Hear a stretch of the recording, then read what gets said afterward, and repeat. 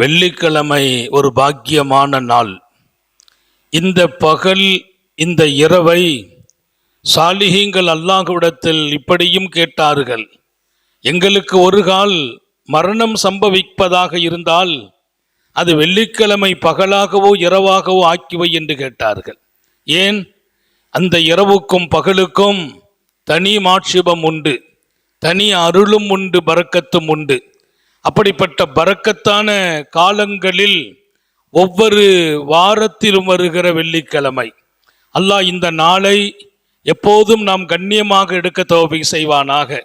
இங்கே பள்ளிக்கூடங்களிலே கல்லூரிகளிலே படிக்கிற எங்கள் பிள்ளைகள் பல வெள்ளிக்கிழமை ஜும்மா கிடைக்காமலும் போகிறது. சூழ்நிலைகளால் அங்கே தொழுகிற வாய்ப்புகள் அவர்களுக்கு கிடைக்காமலும் போகிறது. அங்கே சில நேரங்களும் கிடைக்காமல் போகிறது. கொஞ்சம் கவனம் வைத்தால் அதில் ஒரு பெரிய பரக்கத்து ஏற்படும். தொடர்ந்து 3 ஜும்ஆவை விட்டால் அவர்களுக்கும் மார்க்கத்திற்கும் என்ன சம்பந்தம் என்று கேட்கிறார்கள். தொடர்ந்து 3 ஜும்ஆ விடப்பட்டால் அவர்களுக்கும் மார்க்கத்திற்கும் என்ன சம்பந்தம்? எனவே வெள்ளிக்கிழமை பாதுகாக்கப்பட வேண்டும். நாம் இருக்கிற இடங்களில், போகிற இடங்களில், பிரயாணங்களில் ஜும்மா நிறைவேற்றுவதில் நமது கவனம் இருக்க வேண்டும். ஜும்மாவில் அசட்டையாகுவதோ, கவனம் இல்லாமல் போவதோ, சிறு வயதிலேயே அதனுடைய கவனத்தை அதிகம் கொடுக்க வேண்டும். குறிப்பாக கல்லூரிகளில் படிக்கிற இளைஞர்கள் அதற்கான ஏற்பாடுகளை நாம் எப்படி கொஞ்சம் ஒரு 10 நிமிஷம் டைம் கிடைக்கிறது, பக்கத்தில் மஸ்ஜித், போகிற சந்தர்ப்பம் பயன்படுத்தி கொள்ள வேண்டும்.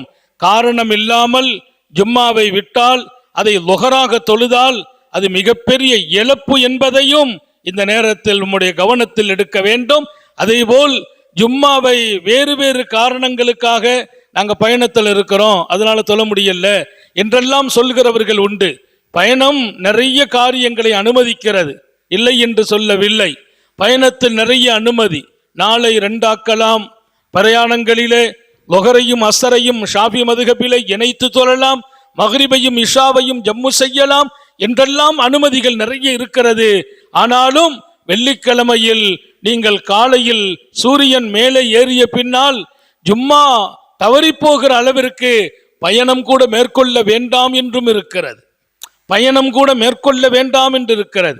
ஜும்மா தவறும் நிலைக்கு போய்விடாதீர்கள். எனவே போகிற இடங்களில் ஜும்மாவின் மீது ஒரு கவனம் நமக்கு இருக்க வேண்டும். அது அல்லாஹ் கொடுத்த கிஃப்ட், இந்த சமூகத்திற்கு தரப்பட்ட பாக்கியம். ஜும்மாவை தொழுகிறவர்கள் அல்லாஹுவால் தேர்ந்தெடுக்கப்படுகிறார்கள், மன்னிக்கப்படுகிறார்கள், அந்தஸ்துகள் உயர்த்தப்படுகிறார்கள். ஒவ்வொரு மனிதனின் வாழ்க்கையில் அந்த ஜும்மா கடந்த நாட்களில் உள்ள பாவங்கள் அனைத்தையும் மன்னிக்க காரணம் என்றார்கள். இந்த வாரத்தில் நடந்த குற்றங்கள் மன்னிக்கப்படுவதற்கு ஒரு ஜும்மா காரணம். அப்படியானால் அந்த ஜும்மாவில் கவனம் குறைவாக இருப்பதும், இன்னும் பல பேர் ஜும்மாவுக்கு வர்றவங்க காலதாமதமாக, ரொம்ப லேட்டாக, இமாம் ஹுத்பா முடிக்கிற வரைக்கும் பிந்தி வருகிறவர்கள் வருத்தத்துக்குரியவர்கள், மிகப்பெரிய கைசேதத்திற்கும் உரியவர்கள். 2 ஹுத்பா மகாம ரக்காத்தைன், ஜும்மாவின் 2 ரக்காத்திற்கு சமம். 4 ரக்காத்து தான் லொஹர். ஜும்மா 2ஆக மாற்றப்படுகிறது. அதில் 2 ஹுத்பாவை கொடுக்கிறோம். அந்த 2 ஹுத்பா 2 ரக்காத்துக்கு சமம். ஜும்மாவிலேயே மஸ்பூக்கா தொழுறவங்க, 1 ரக்காத்து போய் 2ஆம் ரக்காத்துல சேர்றவங்க, ஜும்மாவை ரொம்ப பிந்தி ஓடி வர்றவங்க ரொம்ப இழப்புக்குரியவர்கள் என்றும் சொல்வேன். வாரம் ஒரு நாள் இந்த சமூகத்திற்கு அல்லாஹ் கொடுத்த அந்த பாக்கியத்தை நீங்கள் இப்படி வீணாக்குவதா? இன்றைக்கு குளிப்பது கூட பாக்கியம் தெரியுமா? முன்னனாக ஜும்மாவுக்கு வருவது பாக்கியம். நல்ல ஆடை உடுத்துவது சுன்னத், நறுமணம் பூச வேண்டும், எண்ணெய் வைக்க வேண்டும் என்றெல்லாம் இந்த நாளுக்காக ஒரு வரையறையை தந்தார்கள். நல்ல ட்ரெஸ் அணியுங்கள், குளித்து விடுங்கள், நறுமணம் பூசுங்கள், முந்தியே வந்து விடுங்கள். முந்தி வருவீர்களா உங்கள் நன்மை அதிகம். 2வது வருபவர்கள் அதை விட நன்மையில் குறைகிறார்கள்.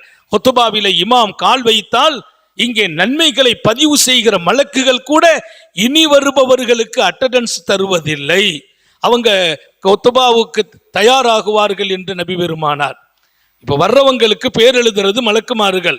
ஹுத்பாவுக்கு இமாம் கால் வைத்த பின்னால் அவர்கள் பதிவேட்டை நிறுத்துவார்கள். அப்போ ஹுத்பாவில் ஏறின பின்னால வந்தவங்க ஜும்மாவை என்ன சொல்வது? எனவே ஒரு பாக்கியம் பயன்படுத்துங்கள். வாரம் ஒரு நாள் இதையும் குறையுடைய நாளாக ஆக்கிவிடக்கூடாது, எதிர்பார்க்கப்பட்ட நாளாக ஆக்க வேண்டும். மனமாக, மங்களமாக, மகிழ்ச்சியாக ஜும்மாவை நோக்கி நாம் வருவது அல்லாஹ்வுக்கே பிரியமான ஒரு செயல். அப்படி ஒரு நல்ல காரியத்தை எந்த வகையிலும் நாம் குறைபட்டதாக தொழுகிறவங்க முந்தி வரணும். இனி வெளியில போறவங்க அங்கங்க அதை பாதுகாக்கணும். குறிப்பாக பள்ளிக்கூடங்களில், கல்லூரிகளில் படிக்கிற நமது வீட்டு பிள்ளைகள் ஜும்மா மிஸ் ஆகாமல் என்ன செய்யலாம், எப்படி இருந்தால் மிஸ் ஆகாது, எங்கே படித்தால் மிஸ் ஆகாது என்பதெல்லாம் நமது கவனத்தில் கொண்டிருக்க வேண்டும். அந்த ஜும்மா அசால்ட்டாக விடுபடுகிறது என்று நீங்கள் நினைத்தால் எத்தனை ஆண்டுகள் விட்டு போகிறது. அதில் பெற்றோர்கள் கவனம் செலுத்துங்கள். நம்முடைய பிள்ளைகள் எங்கே படிக்கிறார்களோ அங்கே ஜும்மாவுக்கான வாய்ப்பு இருக்கிறதா என்ற கவனத்தையும் மேற்கொள்ள வேண்டும். படிப்பு வரவேற்கப்படுகிறது. அதற்காக என்னுடைய மார்க்கத்தின் அடிப்படைகளை, ஷரியத்தின் ஆழத்தை, பரக்கத்தின் ஜும்மாவை இழந்துவிடக் கூடாது. இதில் மிகுந்த கவனம் எல்லோருக்கும் இருக்க வேண்டும். இரக்கமுள்ள ரப்பு தௌஃபீக் செய்வானாக. அல்லாஹ் திருக்குர்ஆனிலே 2 பேருக்கு நன்றி செலுத்துங்கள் என்கிறான். நன்றி யாருக்கு நான் செலுத்த வேண்டும், யாருக்கு நன்றியோடு இருக்க வேண்டும்? அல்லாஹ் இணைத்து சொன்ன வார்த்தைகளில் அது பிரதானமான வார்த்தை. அனிஷ்குருலி, எனக்கு நீ நன்றியோடு வாழு என்கிறான். எல்லோருக்குமாக ஞாபகப்படுத்துவேன், நான் அல்லாஹ்வுக்கு நன்றியுடையவனாக வாழ வேண்டும். அவனோடு எனக்கு ஒரு அழகிய நடைமுறை இருக்க வேண்டும். அவனுக்கு நான் நன்றி செல்வதிலே குறைபாடு இருக்கக்கூடாது. அவன் கொடுத்த உபகாரங்களை நினைத்து பார்க்க முடியுமா என்று கேட்கிறான். அல்லாஹ் செய்த உபகாரங்களை கொஞ்சம் கணக்கிட்டு பாருங்களேன் என்கிறான். என்ன செய்திருக்கிறேன் கணக்கிட்டு பாருங்கள். அல்லாஹ்வின் நிஅமத்தை, அவன் கொடுத்த உபகாரத்தை கணக்கிட்டால் லா தஹ்ஸூஹா, கணக்கிட முடியாது. எவ்வளவு எழுதுவீர்கள்? நீங்க ஒருத்தருக்கு செய்த உபகாரத்தை எழுதி வைக்க முடியும், அல்லாஹ் செய்த உபகாரத்தை எழுத முடியாது, கணக்கிட முடியாது. கணக்கிட முடியாத உபகாரம் செய்தவனை நன்றியோடு நினைத்து பாருங்கள். அவனுக்கு நான் நன்றி எப்படியெல்லாம் செலுத்துவது, நான் எப்படியெல்லாம் செலுத்துவது? நான் நன்றி செலுத்துவதற்கான பாதைகளை மார்க்கம் தந்தது. பல வழிகளில் அல்லாஹ்வுக்கு நன்றி செலுத்துகிற மிக முக்கியமான 3 வழிகள். அவன் கட்டளைகளுக்கு முன்னால் அடிபணிந்தாக வேண்டும். அவனுக்கு நாம் செய்கிற நன்றி அது ஒரு கடமை. கட்டளைக்கு கட்டுப்படுவது கடமை. கடமைக்கு மேலால் நன்றியோடு வாழ்வதின் அடையாளம். அனுமதிக்கப்பட்ட சில நேரம் இருக்குது, அதையும் தாண்டி அல்லாஹ்வுக்கு நான் சரணடைகிறேன் பாருங்க, அதான் மிகப்பெரிய நன்றி. அப்துல்லா இப்னு ஆமீர் இப்னு அப்துல்லா, வரலாற்றிலே ஆமீர் இப்னு அப்துல்லா ரலியல்லாஹு அன்ஹு, அவங்க யாருன்னு சொன்னா சையதுனா ஜுபைர் ரலியல்லாஹு அன்ஹுனுடைய பேரப்புள்ள. ஜுபைர் யார்? மாநபி ஸல்லல்லாஹு அலைஹி வஸல்லமும் அவர்களின் மெய்காப்பாளர் சையதுனா ஜுபைர். சித்திகுல் அக்பர் ரலியல்லாஹு அன்ஹு அவர்களின் அன்பு மகள் அஸ்மாவை நிக்கா செய்தவர்கள். அவர்களின் அன்பு மகனார் அப்துல்லா பின் ஜுபைர், அவர்களின் அன்பு மகனார் ஆமீர் இப்னு அப்துல்லா. அந்த தொடர் அழகானது. நம்ம நல்லவங்களா வாழணும்னா அந்த பாரம்பரியமும் முக்கியமானது. அல்லாஹ் எல்லாருக்கும் தௌஃபீக் செய்வானாக. நீங்க உயர்ந்தால் உங்கள் பிள்ளைகளும் உயர்கிறார்கள், நீங்கள் ஜொலித்தால் உங்கள் பிள்ளைகள் ஜொலிக்கிறார்கள், நீங்கள் நன்றியோடு வாழ்ந்தால் உங்கள் பிள்ளைகளும் நன்றியோடு வாழ்வார்கள். நீங்கள் நன்றியோடு வாழ்ந்தால், என் புள்ள அல்லாஹ்வுக்கு நன்றி செலுத்துறது இல்லை, என் புள்ளைகிட்ட தொழுகை இல்லை, என் புள்ள நேர்மையா நடக்கல, என் புள்ள வரம்பு மீறுகிறான், நீங்கள் எங்கோ வரம்பு மீறுகிறீர்கள், நீங்கள் எங்கோ நன்றியோடு நடக்காமல் போகிறீர்கள், நீங்கள் எங்கோ சருகிறீர்கள். உங்களைத்தான் பார்க்க வேண்டும். ஆமீர் பின் அப்துல்லா இப்னு ஜுபைர் மக்ரிபு நேரம் முடியல, படுக்கையில் இருக்கிறாங்க. படுக்க ஒரு சஹாபியின் குடும்பத்தில் பிறந்தவர். அவங்க தாபி, அவங்க சஹாபி அல்ல. தகப்பனார் சஹாபி, தகப்பனாரின் தகப்பனார் சஹாபி, நபி தோழர். மக்ரிபு நேரம் வாங்க சொல்றாங்க, எழுந்திருக்க முடியல, உடல்நிலை ரொம்ப கண்டிஷன் மோசம். கூட இருக்கிறவங்களை கூப்பிட்டு என்னை தூக்குங்கன்னாங்க. அவங்க சொன்னாங்க, எங்க போறீங்க? பள்ளிவாசலுக்கு. வாங்க கேட்டுட்டு இனி நான் வீட்டில் இருக்க விரும்பலன்னாங்க. இல்ல முடியாது, நடக்க முடியாது, உட்கார முடியாது, படுத்துதான் இருக்கணும். உட்கார கூட முடியாது, படுக்கணும். பள்ளிவாசல்ல கட்டில்ல கொண்டு படுக்க வைக்கணும். இல்லை, என் ரப்புக்கு நன்றியோடு நடக்க வேண்டும். அல்லாஹ் எல்லாருக்கும் தௌஃபீக் செய்வானா. எத்தனை வணக்கத்தை அசட்டையாக்கினோம், தெரிந்து விட்டோம். சின்ன வேலைக்காக இங்கே ஜமாத்து துவக்கம் பஜாரில் பேசிக்கொண்டு நிற்பவர்கள் எத்தனை பேர். பள்ளிவாசலின் நேரம் வந்து விட்டது என்று தெரிகிறது, ஆனால் நண்பர்களோடு பேசுவதை கூட நிறுத்த மனம் இல்லை. அதையெல்லாம் தாண்டி பள்ளிவாசலுக்கு வெளியிலே நிற்கிறோம். இங்கே ஜமாத் ஆரம்பம், செல்போனில் பேசுகிறார், அதை நிறுத்தி வைத்து விட்டு நான் கொஞ்சம் கழித்து பேசுகிறேன், ஜமாத் ஆரம்பம் என்று சொல்வதற்கு கூட தகுதியும் தரமும் நாம் பெறவில்லை. பேசுகிறவர் யாரா இருக்கட்டும், என் எதிர்முனையில் நின்று பேசுகிறவர் யாராக இருக்கட்டும், என் அல்லாவின் அழைப்பு இல்லையா? இன்றைக்கு நாம் அல்லாவோடு எப்படி நன்றியோடு நடக்கிறோம் என்று யோசியுங்கள். நாம் நன்றி செலுத்துகிறோம், குறைபாடோடு நன்றி செலுத்துகிறோம். படுக்கை, உட்கார முடியவில்லை, நடக்க முடியவில்லை, இருக்க முடியவில்லை. சையதுனா ஆமிர் பின் அப்துல்லா இப்னு ஜுபைர் என்னை தூக்குங்கள் என்கிறார்கள். அப்படியே தூக்குறாங்க பிள்ளைங்க. அப்படியே பள்ளிவாசல் கொண்டு வர்றாங்க. பள்ளியில் கொண்டு போய் படுக்க வைக்கணும். இல்லை ஒரு சாய்மானை வச்சிருங்கன்னாங்க. சாய்மானை வச்சு அப்படி இருக்கிறாங்க. யாராவது ஒருத்தங்க பக்கத்தில் நிற்கணும், இல்லைன்னா அவங்க கீழே விழுந்துருவாங்க. தக்பீர் கட்டிட்டாங்க. இமாமோட கூட ஆட்கள் நிற்கிறாங்க. ஜமாத்து முடியுது, சுஜூத்துக்கு போகிறாங்க. சுஜூத் நேரத்தில் அவங்க கீழே தான் நெத்தியை வைக்கணும்ட்டாங்க. நெத்தியை வைக்கணும். அந்த சாய்மானத்திலிருந்து கீழே இறங்கி சுஜூத்துக்கு போனாங்க. தொழுகை முடிஞ்சிச்சு, அவங்க சுஜூத்தில் இருக்கிறாங்க. 2 ரக்காத்துக்கு எழுந்திருக்கல, உட்காரல. 2 ரக்காத்துக்கு அடுத்து 3 ரக்காத்துல எழுந்திருக்கல, உட்காரல. எல்லாரும் சலாம் கொடுத்துட்டு பார்த்தா முதல் ரக்காத்துல முதல் சுஜூத்துல அவங்க ரூஹு பிரிஞ்சிட்டு. முதல் ரக்காத்துல முதல் சுஜூத்துல ரூஹு பிரியுது. யார்? ஆமிர் பின் அப்துல்லா இப்னு ஜுபைர், தந்தை சஹாபி, நபித்தோழர், தந்தையின் தந்தை நபித்தோழர். பெருமானாரின் குடும்பத்திலே ஆயிஷா நாயகின் சகோதரியின் பேரன், ரசூலுல்லாவுக்கும் பேரர் அவர். இங்கே அனிஷ்குருளி, அல்லாஹ் சொன்ன வார்த்தை, எனக்கு நன்றி செலுத்துங்கள். அப்ப தொழுகை கடமை, அந்த கடமை அனுமதி. வீட்டில் தொழலாம். கேட்டாங்க பிள்ளைங்க, உங்களுக்கு அனுமதி தானே, நீங்க பள்ளிவாசலுக்கு போக வேண்டிய அவசியம் இல்லையே, வீட்டிலேயே தொழலாமே. அவங்க சொன்னாங்க அனுமதி இருக்கிறது, அதற்கு மேலால் என் ரப்பின் அழைப்பு வந்த போது நான் நன்றியோடு நடக்க வேண்டாமா, என்னை கொண்டு விடுங்கள் என்கிறார்கள். ராத்திரி நேரம் உத்தம நபிகள் அன்பு மனைவியோடு உரையாடி கொண்டு உறங்கிக் கொண்டு இருக்கும் நேரம் அன்னை ஆயிஷாவை, ஆயிஷா தரீனி, என்னை விடுங்கள் என்றார்கள். என்ன நாயகமே, நேரம் இருக்கிறதே. இல்லை ஆயிஷா, நான் நன்றி உள்ள அடியானாக இருக்க பிரியப்படுகிறேன். அல்லாஹ்வோடு நன்றி என்பது என் உறக்கத்தை கொஞ்சம் களைந்தால் அதில் நான் வெற்றி பெற முடியும். என் தூக்கத்தில் இருந்து, என் வேலைகளில் இருந்து, என் வாய்ப்புகளில் இருந்து, எனக்கு இருக்கிற இதர நடவடிக்கைகளில் இருந்து கொஞ்சம் நான் விலகி வந்தால்தான் அல்லாஹ்வோடு அழகான நன்றியாளனாக ஆக முடியும். எனவே தொழுகை அவனுக்கு நாம் செலுத்துகின்ற மிகப்பெரிய நன்றி. தொழுகை நாம் செலுத்துகின்ற மிகப்பெரிய நன்றி. கடமையோடு நன்றியுடன் ஓடும் நாம் நடக்கிறோம். அது நேரம் தவறாமலும் இருக்க வேண்டும். நேரம் தவறாமை. பெருமானார் ஸல்லல்லாஹு அலைஹி வஸல்லம் கேட்டாங்க, இமாம் புகாரி எழுதுவார், அமல்களில் எல்லாம் மிகச்சிறந்த அமல் எது என்று கேட்டாங்க. ஐயுல் அமாலி அஃதலு இலல்லாஹ், அல்லாஹ்வுக்கு பிரியமான சிறப்புக்குரிய அமல் ஸல்லல்லாஹு அலைஹி வஸல்லம் சொன்னாங்க, அஸ்ஸலாத்து ஃபி வக்திஹா, தொழ வேண்டும், அது சிறந்த அமல். அது தொழுகை சொன்ன நேரம் எப்போ?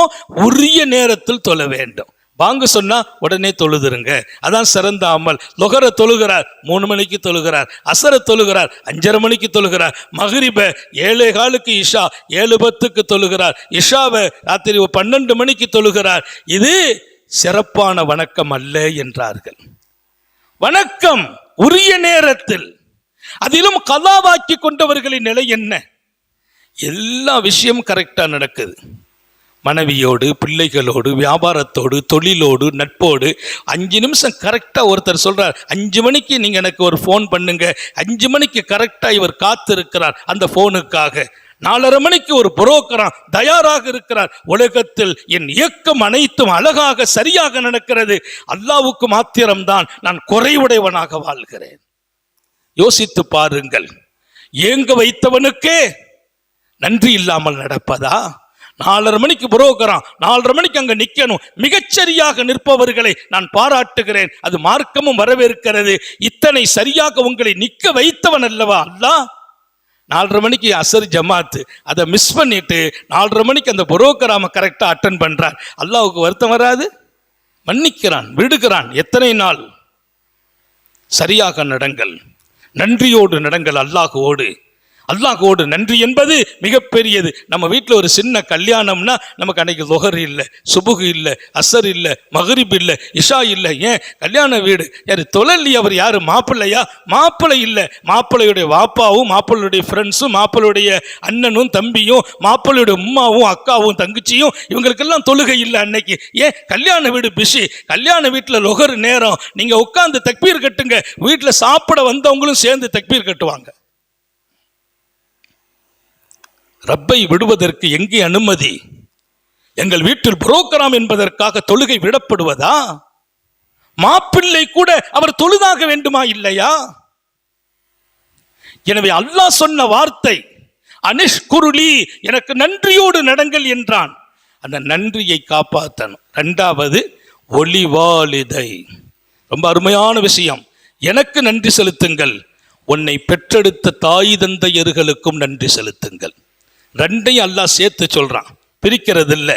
இன்னொரு ஆயத்தில் வஅபுதுல்லாஹ் வலா துஷ்ரிகு பி ஷையா வபில் வாலிதைனி இஹ்சானா, அல்லாஹ்வை வணங்குங்கள், இணை வைக்காதீர்கள், உங்கள் பெற்றோர்களோடு அழகாக நடங்கள்.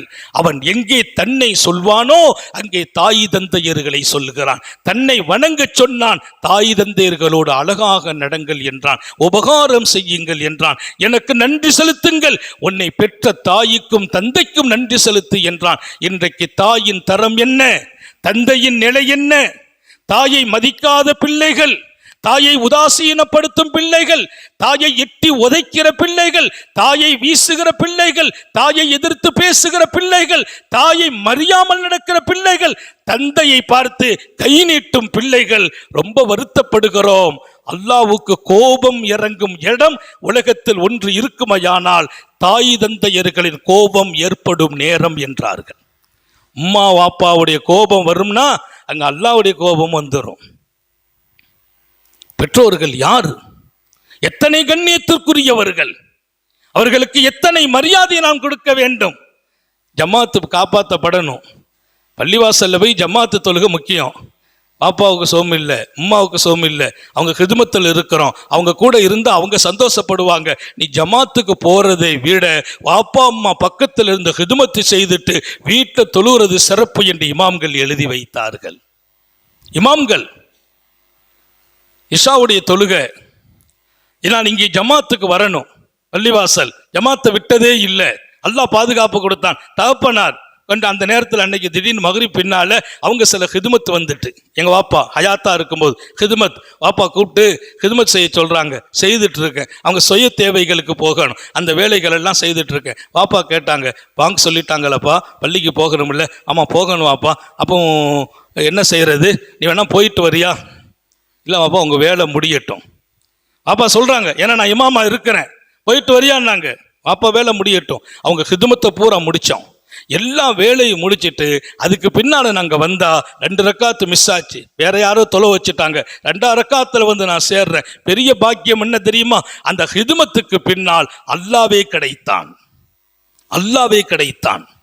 ஞாபகம் வையுங்கள், பெற்றோர்களின் மனம். பாப்பா துவா செய்தாங்க, கையேந்தினாங்க, கண்ணீரோடு துவா செய்தாங்க. நம்ம பிள்ளைங்க நல்லா இருக்கணும் என்று பெற்றோர்கள் துவா செய்வார்களா? புகாரி ஷரீஃபில் வரக்கூடிய ஹதீஸ், அல்லாஹ் மறுக்காத பாடம், அல்லாஹ் மறுக்காத பிரார்த்தனை, உன் தாயும் தந்தையும் உனக்காக கேட்கும் துஆ என்றார்கள். நீ நல்லா இருக்கணும், உங்க உம்மா துவா செய்தாங்களா? நீ நல்லா இருப்பாய். உன் தந்தை துவா செய்வாரா? நீ நல்லா இருப்பாய். தாயும் தந்தையும் மனம் வருத்தப்படுவார்களா? அந்த வருத்தம் உன் சந்தோஷத்தையும் வீணாக்கிவிடும். அதனால இன்றைக்கு வளர்ந்து வருகிற நமது பிள்ளைகள், இங்கே நிறைய இளைஞர்கள் சிறுவர்கள் இருக்கிறீர்கள். தாய் கண்ணியமான இடம் கொடுக்கப்பட வேண்டும், தந்தை மரியாதைக்குரியவராக ஆக்கப்பட வேண்டும். நான் வழிகாட்டப்படும் இடம் என் பெற்றோர்கள். அவர்களின் நல்ல துஆவில் அல்லாஹ்வும் கிடைக்கிறான், ரசூலும் கிடைக்கிறார்கள். அல்லாஹ்வுக்கு கட்டுப்படுவது கடமை, பெற்றோர்களுக்கு கட்டுப்படுவதும் கடமை. அல்லாஹ்வுக்கு நன்றி செலுத்துவது கடமை, பெற்றோர்களுக்கு நன்றி செலுத்துவது கடமை. பெற்றோர்களை அளவைத்து பார்த்து விடாதீர்கள். ஹஸரத் பெருமானார் ஸல்லல்லாஹு அலைஹி வஸல்லம் அவர்களின் தர்பாரை நோக்கி ஹஸரத் ஜாஹிமா ரலியல்லாஹு அன்ஹு ஓடி வருகிறார். மாநபியின் தர்பாரில் என்னப்பான்னு கேட்டாங்க. யா ரசூலல்லாஹ், அல்லாஹ்வின் புனிதமான போர்க்களத்தில் கலந்து கொள்வதற்காக வந்திருக்கிறேன் என்றார். அண்ணல் ஜாஹிமா என் பெருமான் கேட்கிறார்கள், அல்லக்க அபுன், உனக்கு உம்மா உண்டா, வாப்பா உண்டா? அம்மா இருக்கிறாங்க, தாய் இருக்கிறார், தந்தை இருக்கிறார் என்று சொன்னபோது எந்த நபி ஸல்லல்லாஹு அலைஹி வஸல்லம், அப்படியா, தாய் தந்தையர்களிடத்தில் அனுமதி பெற்றாயா?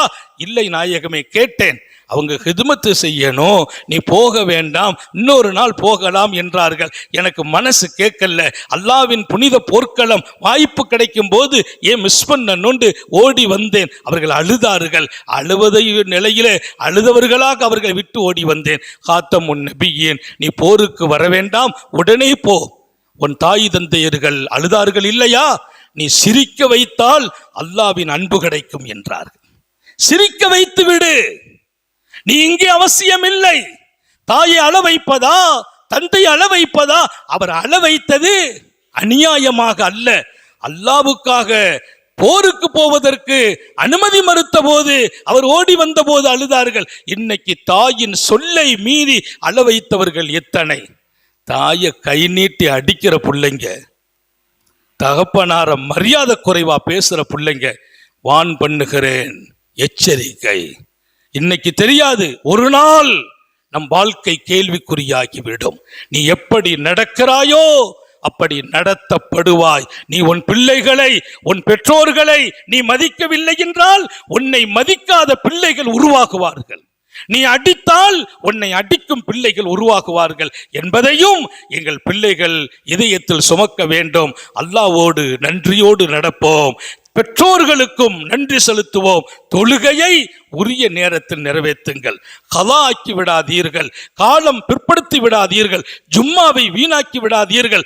தொழுகை அல்லாஹ் கிடைக்கிற இடம். இரண்டாவது, பெற்றோர்கள், அவர்களை குளிர வையுங்கள், மகிழ்ச்சி படுத்துங்கள், அவர்களுக்கு பணிந்து விடுங்கள்.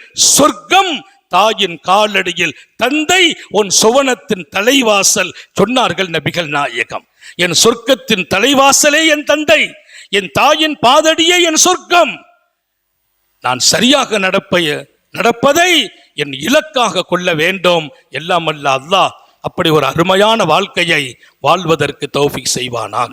சோதனைகளிலிருந்து பாதுகாப்பானாக, கெட்ட முடிவுகளிலிருந்து பாதுகாப்பானாக. விடும் மூச்சும் எழும் பேச்சும் அவன் சிந்தனையாக்குவானாக. ஓடும் இரத்தம் அவன் அன்பு கலந்து ஓட வைப்பானாக.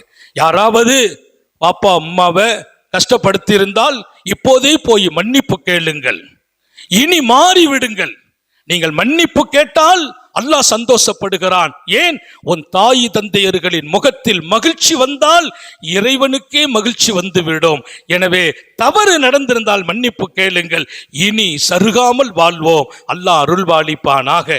நீண்ட நெடிய நாட்கள் நோய் நொடிகள் இல்லாமல் உடல் ஆரோக்கியத்தோடு மனநிறைவோடு இன்பத்தோடு அல்லாஹுவை நின்று வணங்கி வழிபட்டு வாழும் நசீபையும் பாக்கியத்தையும் எல்லாம் அல்ல அல்லாஹ் உங்களுக்கும் எனக்கும், நம்மை ஈன்றெடுத்த தாய் தந்தையர்களுக்கும், நமது மனைவி மக்கள் உற்றார் உறவினர் யாவருக்கும் கொடுத்தருள் புரிவானாக. நமது உயிரினும் மேலான கண்மணி காத்தமுன் நபியின் சர்க்காரே ஆலம் சுந்தர நபிகள் ஸல்லல்லாஹு அலைஹி வஸல்லம் அவர்களை கனவிலும் நனவிலும் கண்டுகளிக்கும் பெரும் பாக்கியத்தை அல்லாஹ் நம் எல்லோருக்கும் கொடுத்தருள் புரிவானாக என்ற நல்ல துஆக்களோடு உங்கள் எல்லோருடைய துஆவை ஆதரவைத்து என் வார்த்தைகளை நிறைவுபடுத்துகிறேன்.